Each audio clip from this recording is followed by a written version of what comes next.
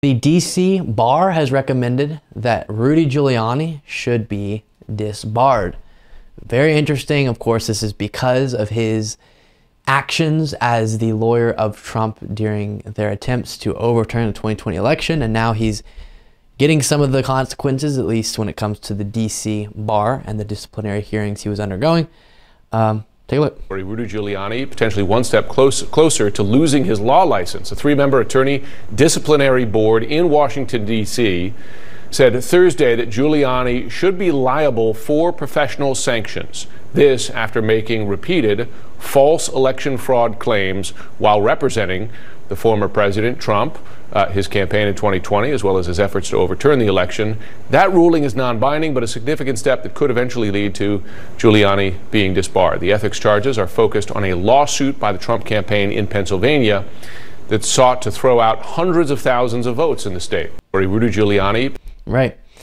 I mean, he used his authority as a lawyer to attempt to throw out millions of votes because of false claims of election fraud. Here from ABC News, the District of Columbia Bar Association's disciplinary council called Thursday for Rudy Giuliani's disbarment after a preliminary finding that Giuliani violated at least one rule of attorney practice when, as the attorney for then President Donald Trump, he pressed a baseless failed legal challenge to the 2020 election results in Pennsylvania.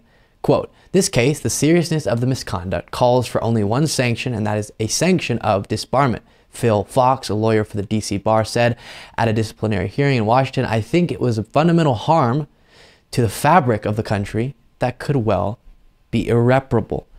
Absolutely. And it's so good to see in some of these situations, people being held accountable, sort of, for attempting to overthrow our democratic process based on lies, right? It's so important that for the future of America, it is woven into the fabric of our history that all of the people who did this were held accountable for it.